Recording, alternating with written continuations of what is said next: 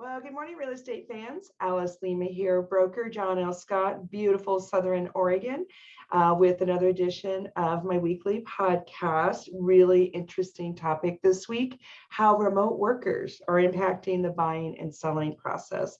I've got 4 things to keep in mind, whether you're buying, selling, or just watching what's going on with your friends and family and your neighbors. So stay tuned. It's going to be a great podcast. Before we get started, want to give you a chance to please subscribe to the channel.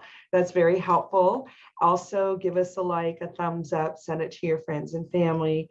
Would love some questions and comments. It is an educational endeavor. I say that every week, and it is seeming to help. So yay, super excited about that. Love to hear the stories during the week. Okay, so enough of that. Let's get on to 4 things to keep in mind, how remote workers are impacting our buying and selling process. So the first thing that we notice is that people are choosing now their dream location.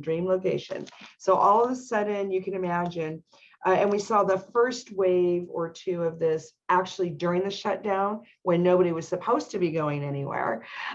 We saw people just getting on Google or already knew if they could live anywhere in the world, where would they go? Anywhere in the US, where would they go?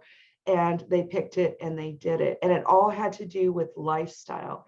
So if you're a seller in one of these dream locations, then you need to be aware of that mentality. These buyers are more picky because they have a certain life vision in mind. They're not just moving to move.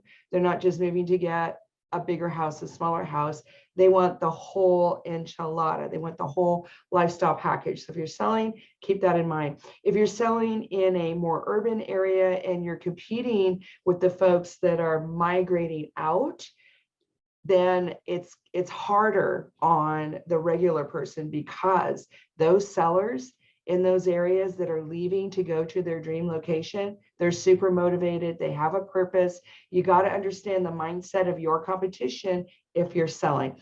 And if you're buying, we're going to talk more about that in the number 3 and 4, but you just got to be aware that's what's going on. You've got, if you live in a dream location and you want to buy in that location, guess what? Some of the people you're competing against are coming from outside of the area. Different set of issues. So that's number 1. Everybody, whether you're buying or selling, keep in mind, number 1 is dream location.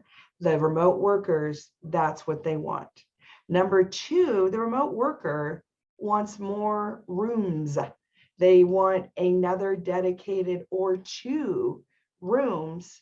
They want more square footage, but they want a door or a rooms with 2 doors, because dedicated home office and dedicated schoolroom, or both. So this is different because the 3-bedroom, 2-bath is now being purchased by people who normally would have purchased a 2-bedroom, 1 or 2-bath. The people that are buying 4-bedroom, 2 or 3-bath normally would have bought 3-bedroom, 2-bath. This is a change that's happening right under our nose. Whether you're buying or selling, keep that mindset in mind, because the remote worker is ratcheting up the demand for more square footage.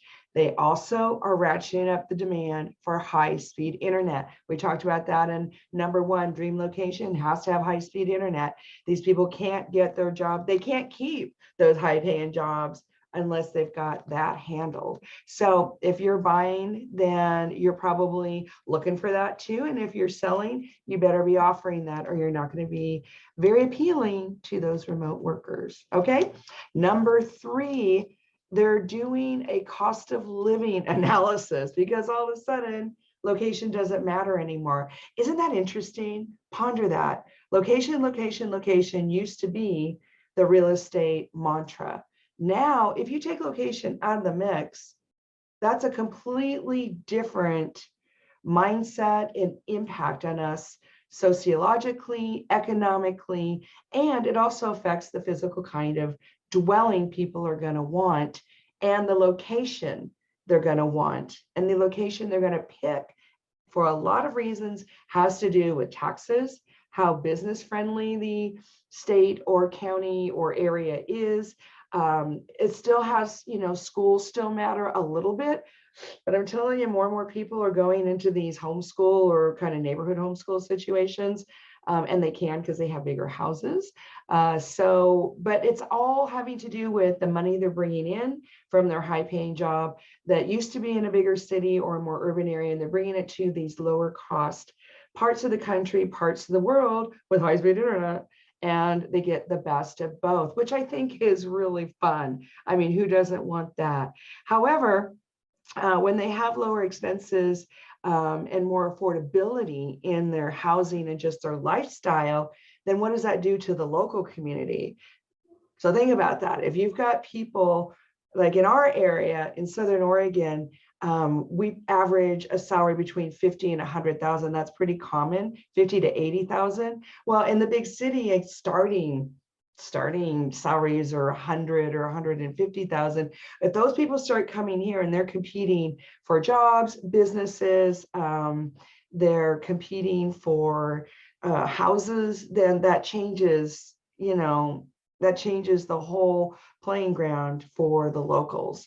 But the interesting thing is they really want that lower cost impact on their budget. And actually, it's brilliant. Yes, there are side effects, pros and cons, but if you think about it, it's brilliant. And again, I'll say it, who doesn't want lower cost of living, a nicer home, a community that they enjoy more, and the job somewhere else with that same salary? I think it's brilliant. So, but do note, these remote workers frequently have much higher incomes than the locals. So that brings us to number 4, which is the permanent changes on our society, on our communities, on our occupational behaviors. And the employers seem to be down for it. They're actually benefiting too. If anybody watches the commercial market, a lot of these big companies that had lots and lots of office space, they're downsizing too, they're saving money too. If all they have to do is maybe pay for somebody's internet or 1,000 people's internet, and they don't have to have a 10,000 or 20,000 square foot building, that helps the companies as well. But our poor commercial market, I think we should keep an eye on that and maybe start talking about the impact of that. But the point is, number 4, probably permanent. These changes are probably permanent. So it's because the pandemic is becoming more normal. It's being normalized, it's being ingrained into our daily life. Both the employees and the employers are more comfortable with it. Therefore, these changes are becoming permanent, and we're seeing more and more people take the leap. So during the shutdown, probably just the more adventurous, I can get my hands on some money, I'm out of here kind of mentality people. Now, 2 years later, it's very, very common. It's a much more mainstream idea. And if you're buying or selling, you need to be aware that that's going on in the neighborhood you're buying and selling in. It's also going on with your family, your friends, and maybe in your own office. So if this is something you would like to talk more about and maybe put together a plan for your life and how to get your dream location and keep your job, give me a call, because I do a lot of relocation, both into Southern Oregon and out of Southern Oregon. I was a relocator as well. I think we looked at 17 houses in 1 or 2 days and we bought one. We went home, got the kids, and boom, here we were. So, and I remember, even though that was decades ago, I still remember what it was like and want to be helpful in that situation if that's something you're trying to achieve. So give me a call, give me a text. Alice Lema, broker John L. Scott, here in Southern Oregon, 541-301-7980. I'm around all weekend, so don't be shy. Have a beautiful weekend, and we'll see you next week. Bye now.